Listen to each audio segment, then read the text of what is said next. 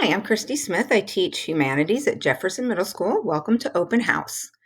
Just a little bit about myself. I have a picture there and down below. This is my 17th year at Jefferson. I've taught 6th, 7th, and 8th grades, but mostly 6th grade. Teach humanities, which equals that's social studies and language arts. And Mrs. Howe and I work quite a bit together because she teaches the social studies and I teach the language arts. This year, at a glance, of course, language arts or English, however you want to call it, is reading and writing. So those skills are stressed. We'll do, a lot of skills they would continue to grow in their use of prediction, summarizing, inference, and on and on.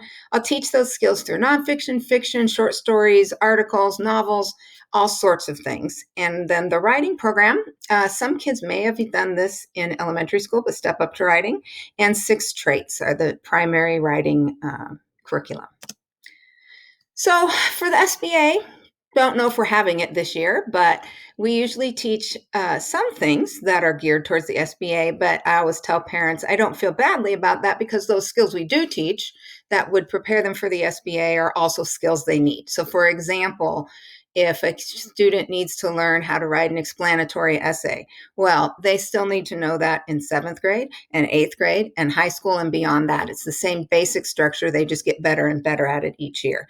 So if we end up being back in school, then I suspect or think maybe we'll have the test. And if we don't, I'm not sure what we'll do, but we'll play it by ear. But either way, those skills that may be relatable to the smarter balanced are also same skills that they're going to need just in general. Independent reading, well, that's in limbo right now. I know we will have library checkout this year, and Mrs. Ratliff, our librarian, will have more to come about that. But I'd definitely encourage independent reading at home. As far as vocabulary, research shows vocabulary is a vital part of reading and comprehension. So there's basically 5 strands of reading instruction, and vocabulary is one of those. And over the 17 years I've been at Jefferson, I think vocabulary is a little bit harder for kids maybe than it used to be, or they just aren't as familiar with quite as many words. So focus on root words, suffixes, prefixes, common and academic words, things they might see, words that they may have seen, but they don't quite know what they mean, maybe have heard them and they kind of have an idea, but really to get those solidly learned. And again, it's in flux. Likely we won't have tests over vocabulary unless I figure out some way to do that, but we'll use vocabulary in different games and assignments throughout the year. Organization, for some kids, it'll probably be a lot easier this year because all 6 classes are there at your house. For other kids, it may be more difficult. It's just, I'm sure, individual to students. For me, you'll need pencils and a spiral notebook, 70 pages, college ruled if possible, but we'll use a spiral notebook to kind of help keep things organized as we do short assignments or some notes. Periodically, I'll have you handwrite things and then take screenshots or pictures and send those to me. And then that way you have them all in one place for later when you need them. We have Mrs. Smith, Mrs. Howe. We have very similar system, but again, it's in limbo. But I'm sure throughout the course of the year, you'll see when we are organizing things that it's very similar. Schoology is the program every teacher in the Olympia School District is using this year. And it should be very helpful, hopefully, to parents and students that there's one platform where you can go and check it every day. Kids should check every day. All the classes are listed there. It's helpful for kids, of course, but it's also helpful for parents. They can know what upcoming events, assignments, use review tools, just all sorts of things on there for helping you help your student. Grades, Skyward, progress reports. Well, progress reports will obviously be online this year, and generally I usually print 1 or 2 out in the first quarter. But this time it's Skyward, same as we've used all along.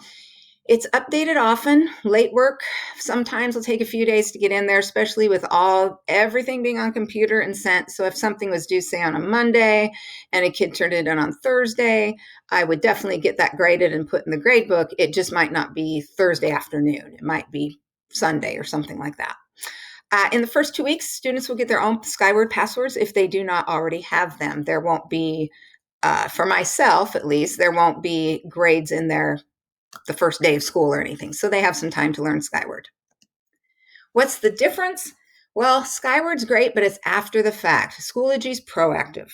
So I always tell parents the best way to know what kids are doing day to day is through Schoology. You can find their assignments, you can definitely check on their due dates.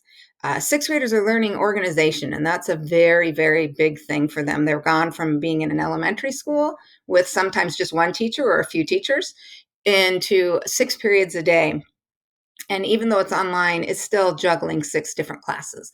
So organization is pretty crucial for sixth graders, and we try to help them learn that along the way. But if you, as parents, check Schoology, you're able to maybe remind them or say, hey, Mrs. Smith said you did sentence structure today. Did you get that finished? So, things like that might be helpful. And like I said, Skyward is wonderful. That would be, though, after it was due, turned in, I graded it, and then put it in the grade book. So then you would see. So it would be after the fact. Homework help? Well, in a regular year, we have this after school for an hour. This year, teachers are available by email, office hours, Zoom, etc. The quickest way to contact me is usually through email at ksmithosd.wednet.edu at OSD. Communication, I know that's going to be key in distance learning. It's always critical, but even more so. So we can set up meetings with multiple teachers at a time, the counselor, etc. Different families will have different needs, obviously, so we will do our best to help in this strange school year. At the bottom, I put down a few other people that you may need to get in contact with because, of course, once you watch all the open house videos, you should have all 6 teachers and their email. But if you need to contact the counselor or the principal or the vice principal, I put those down there at the same time. And like I said, if a kid has a problem, an issue, parent wants to talk, we can set up a meeting just with that teacher you want to talk to, or we can set up one with all the teachers because sometimes it's an issue, maybe it's an organization issue, and that's happening in science, math, and social studies. So we can be very flexible in that way. And that's about it for me. So if anyone has any questions or needs to contact me, you can certainly email me in the next, or so hopefully you should have received an email, a few emails along the way now, so you know that your emails are coming through from me or from Mrs. Howe or from Jefferson. But it's been lovely talking to you through the screen, but I look forward to meeting all the kids on the first day of school. Thanks.